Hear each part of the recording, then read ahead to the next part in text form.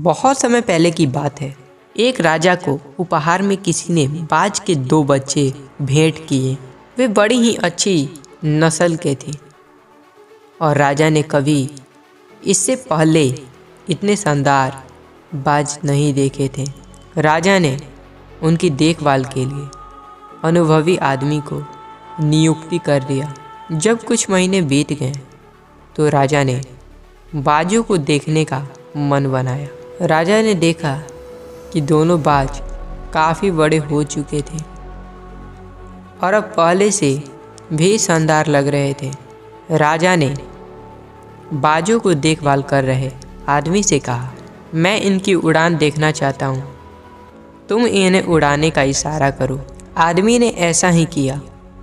इशारा मिलते ही दोनों बाज उड़ान भरने लगे, पर जहाँ एक बाज आसमान की ऊंचाइयों को छू रहा था, वहीं दूसरा कुछ ऊपर जाकर वापस उसी डाल पर आकर बैठ गया जिससे वो उड़ा था। ये देखकर राजा को कुछ अजीब लगी।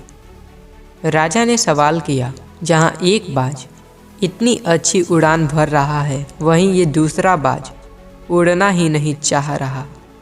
उस आदमी ने कहा, जी हजूर, इस बाज के साथ शुरू से यही समस्या है, वो इस डाल को छोड़ता ही नहीं। राजा को दोनों ही बाज प्रिय थे और वो दूसरे बाज को भी उसी तरह उड़ना देखना चाहते थे। अगले दिन पूरे राज्य में ऐलान करा दिया गया कि जो व्यक्ति इस बाज को ऊंचा उड़ाने में कामयाब होगा उसे ढेरों इनाम दिया जाएगा। फिर क्या था, एक से एक विद्वान आए और बाज को उड़ाने का प्रयास करने लगे, पर हफ्तों बीत जाने के बाद भी बाज का वही हाल था। वो थोड़ा सा उड़ता और वापस डाल पर आकर बैठ जाता। फिर एक दिन कुछ अनोखा हुआ। राजा ने देखा कि उसके दोनों बाज आसमान में उड़ रहे हैं। उन्हें अपनी आंखों पर यकीन नहीं हुआ और उन्होंने तुरंत उस आदमी का पता लगाने को कहा जिसने यह कारनामा कर दिखाया था। वह व्यक्ति एक किसान था। अगले दिन वह दरबार में हाजिर हुआ। उसे इनाम में स्वर्ण मुद्राएं भेंट करने के बाद राजा ने कहा, मैं तुमसे बहुत प्रसन्न हूँ, बस तुम इतना बताओ कि जो काम बड़े से बड़े विद्वान नहीं कर पाए वो तुमने कैसे कर दिखाया।